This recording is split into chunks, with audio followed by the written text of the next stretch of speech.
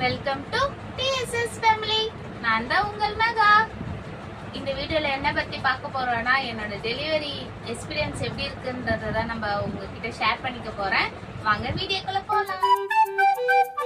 மே 20ன்ற மாதிரி வெனஸ்டே தான் நான் அட்மிட் ஆக சொன்னாங்க ஹாஸ்பிட்டல்ல. நான் கவர்மெண்ட் ஹாஸ்பிட்டல் தான் செக்அப் பண்ணிட்டு இருந்தேன்னு உங்களுக்கு எல்லாருக்கும் தெரியும். நான் வீடியோஸும் அப்லோட் பண்ணிட்டு இருந்தேன். ஸோ வெனஸ்டே மார்னிங் போல நான் போனேன். செக்அப் போனோடனே அட்மிட் ஆயிடுங்க, பாப்பா கீழே இறங்கிருச்சு அதே மாதிரி சொன்னாங்க. சரி ஓகே, இதுக்கு மேலே நாளும் இல்லை, ஆனால் 2 வீக்ஸ் இருக்கு. ஆனால் பிஃபோரே சி செக்ஷன்றதுனால நம்ம முன்னாடியே பிளான் பண்ணி எடுக்க ஸ்டார்ட் பண்ணுறாங்க. ஸோ ஆனால் வெனஸ்டே போல அட்மிட் ஆக சொல்லிட்டாங்க. நம்ம அட்மிஷனும் போட்டாச்சு. நைட்டு வந்து இந்த மாதிரி வயிட் கிளீன் பண்ண மாத்திரை எல்லாம் எல்லாமே கொடுத்தாச்சு. இந்த டைம்குள்ளே தான் சாப்பிடணும், இதுக்கப்புறம் இந்த டேப்லெட் போட்டுக்கோங்க, எல்லா ப்ரொசீஜரும் சொல்லிட்டு போயிட்டாங்க. எனக்கு நைட்டு ஃபுல்லாக தூக்கமே இல்லை கைஸ். பயத்திலே இருந்தேன் எப்போ என்ன பண்ண போகிறோமோ. ஆனால் ஆல்ரெடி ஃபர்ஸ்ட்டு சி செக்ஷன் தான்.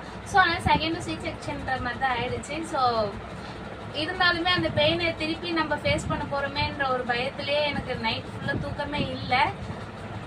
மார்னிங்கும் ஆயிடுச்சு. மார்னிங் எல்லா ப்ரொசீஜரும் ஸ்டார்ட் பண்ணிட்டாங்க. இந்த மாதிரி லைன் போடுறதுலேருந்து எல்லா ப்ரொசீஜரும் ஸ்டார்ட் பண்ணிட்டாங்க. எனக்கு உள்ள பயம் இருந்தது, ஆனால் வெளியே யார்கிட்டையும் காட்டிக்கல.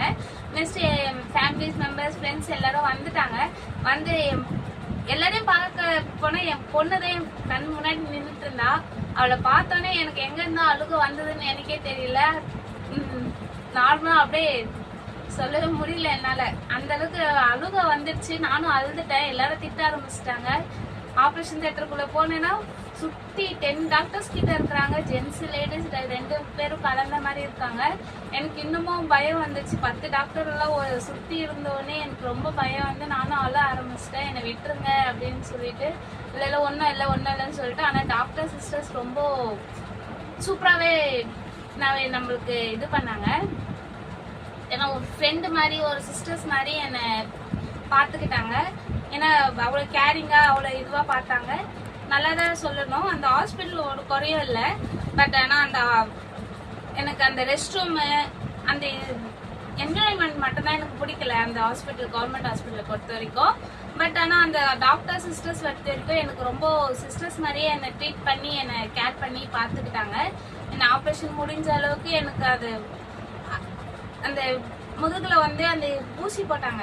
இவ்வளோ பேர் ஊசி, அது பார்க்கும் போதே எனக்கு இதுவா இல்லை. அந்த ஊசி ஒன்று போட்டு கிழிக்கிறதுல இருந்து எனக்கு பாப்பா வெளியே எடுக்கிறதுல இருந்து எல்லாமே எனக்கு தெரியுது. எனக்கு அப்படியே ஃபீல் பண்ண முடியுது. நானும் அழுகுறேன், என்னால் முடியல, எனக்கு வலிக்குதுன்னு சொல்லிட்டு. ஏன்னா ஃபர்ஸ்ட் பேபிக்கு வந்து இந்த மாதிரிலாம் வலிக்கலாம் எதுவுமே ஆகலை. நான் ஃபுல்லாக கேர்னஸ் மைக்கட்லேயே தான் இருந்தேன். ஆனால் இந்த செகண்ட் பேபிக்கு எனக்கு எல்லாமே ஃபீல் ஆகுது. அவங்க ஸ்டிச்சஸ் அடுக்கிறதுலேருந்து, அந்த ஸ்டிச் போடுறதுலேருந்து, பாப்பா வெளியே எடுக்கிறதுலேருந்து எல்லாமே எனக்கு தெரிஞ்சுது. ரொம்ப அழுதுட்டே தான் இருந்தேன். இதுல ஒரு பிபி ஏறிடுமா, அழுகாத அப்படின்னு சொல்லிட்டு பக்கத்துல இருந்த டாக்டர்ஸ்ல என்னை கையை பிடிச்சிக்கிட்டு 2 கையும் பிடிச்சிக்கிட்டே இருந்தாங்க. எனக்கு ஒன்றும் இல்லை, பயப்படாத சொல்லிட்டே இருந்தாங்க. ஆனால் டாக்டர்ஸ் பொறுத்த வரைக்கும் எனக்கு ரொம்ப ரொம்ப பிடிச்சிருந்தது அவங்க ட்ரீட் பண்ண விதம். நெக்ஸ்ட் பாப்பா வந்து தேர்ஸ்டே மார்னிங் 9:40 மாதிரி பிறந்தா. பாய் பேபி தான். சூப்பராகவே இருக்கா சொன்னாங்க. வயிட்டும் நல்லா இருக்கு, பாப்பாவுக்கு ஒரு குறையும் இல்லை அப்படின்னு சொல்லிட்டாங்க. ஸோ அதனால நம்மளும் ஐசியூ வார்டுக்கு போட்டாங்க. ஐசியூ வார்டுலேருந்து 2 days ஃபுல்லாகவே ட்ரிப்ஸ் தாங்க. எதுவுமே சாப்பிடல. எனக்கு மொத்தம் 3 days கிட்ட ஆயிடுச்சு. ஏன்னா அது ஆப்ரேஷன் பண்ண உடனே அந்த ஏர் வெளில போகணும்னு சொல்லிட்டாங்க. பட் ஆனால் எனக்கு ஏர் வெளிலே போகல. நானும் என்னென்னவோ பண்ணேன். அந்த ஆப்ரேஷன் வழியிலையுமே ஏஞ்சி அடுத்த நாளிலே நடக்கணும்னு வேற சொல்லிட்டாங்க. என்னால் முடியலை, நான் சொல்ல முடியாத அந்த அளவுக்கு அந்த வலி இருந்தது. என்னால் ஏஞ்சி இப்படி திரும்ப முடியாது, அப்படி திரும்ப முடியாது, ரொம்ப முடியல ஃப்ரெண்ட்ஸ். அதுக்கப்புறம் ஏஞ்சி அப்படியே என்னால் முடியும் அப்படின்னு நானே எனக்குள்ள கான்ஃபிடென்ட் பண்ணி என்னால் முடியும்னு சொல்லிட்டு நானும் நடக்க ஆரம்பித்தேன். அப்புறமா ஏரோ ரிலீஸ் ஆயிடுச்சு. நெக்ஸ்ட் அப்புறமா 3 daysக்கு அப்புறம் தான் நான் ஃபுட்டே எடுத்துக்கிட்டேன். ஃபுட்டு எடுத்துட்டதுக்கப்புறம் மோஷன் யூரின்லாம் நல்லா போகணும், அதுக்கப்புறம் தான் உங்களுக்கு டிஸ்சார்ஜ் பண்ணுவோம், வார்டுக்கு போடுவோம் அப்படின்னு சொல்லிட்டாங்க.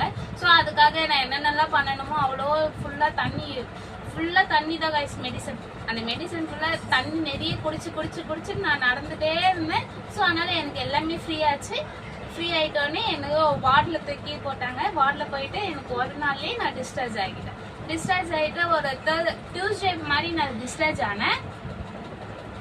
டிஸ்சார்ஜ் ஆயிட்டு ஒன்றும் இல்லை, ப்ராப்ளம் இல்லை, பாப்பாவும் நல்லா இருக்குன்னு சொல்லிட்டு அனுப்பிச்சிட்டாங்க.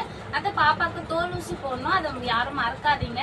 அது ஸ்கின் ஊசின்னு சொல்லிட்டு அப்புறமா ஐ டெஸ்ட், இயர் டெஸ்ட், கால் கை எல்லாமே டெஸ்ட் பண்ணி தான் அனுப்பிச்சாங்க கவர்மெண்ட்ல. ஒன்றும் பிரச்சனை இல்லை, பாப்பா எல்லாமே நல்லா இருக்கு. அதை பாப்பாவுக்கு வந்து vitamin D, vitamin C, multi vitamin ட்ராப்ஸ்லாம் கொடுத்தாங்க. பட் ஆனால் அது எப்படி போடணும், என்னென்ன டைமுக்கு போடணுன்றத எனக்கு சொல்லலை. ஸோ அதனால நானும் ரிஸ்க் எடுக்க விரும்பலை, நானும் பாப்பாவுக்கு போடல. ஏன்னா அந்த விட்டமின்ஸ் எல்லாமே நம்ம சாப்பிட்டு நம்ம ஃபீட் பண்ணாலே நம்மளுக்கு பாப்பாக்கான எனர்ஜி அது போயிடும்னு சொல்லிட்டு நான் எந்த மெடிசன்ஸும் பாப்பாக்கு இப்போதைக்கு கொடுக்கல.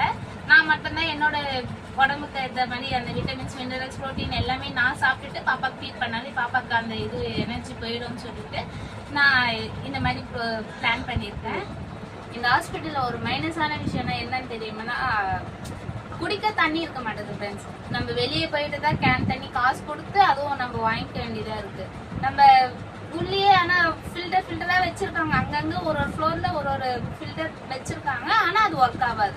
ஏன்னு கேட்டேன்னா அது கை கழுவுறாங்க, இல்லாட்டி அது தப்பா யூஸ் பண்றாங்க, வேஸ்ட் பண்றாங்க தண்ணின்னு சொல்லிட்டு வால் க்ளோஸ் பண்றாங்க. அதுக்கு ப்ரொசீஜர் வேற என்ன தீர்வோ அதுதான் செய்யணுமே தவிர வால்வே ஃபுல்லா க்ளோஸ் பண்ணிட்டு தண்ணியே கொடுக்க மாட்டேன்ற மாதிரி சொல்றாங்க இந்த ஹாஸ்பிட்டல்ல. அதுவும் ரெஸ்ட் ரூம்லயும் கிளீனாவே இருக்க மாட்டேது. இது ரெண்டும் மட்டும் மெயின்டைன் ஆயிடுச்சுன்னா, கொஞ்சம் நீட் ஆயிடுச்சுன்னா அது இந்த ஹாஸ்பிட்டலே வேற லெவலா இருக்கும். ஏன்னா ஹாஸ்பிட்டல் சிஸ்டர்ஸ் எல்லாமே, அந்த ஆயமா எல்லாமே அவங்களெல்லாம் பொறுத்த வரைக்கும் எல்லாருமே சூப்பரா தான் இருக்காங்க.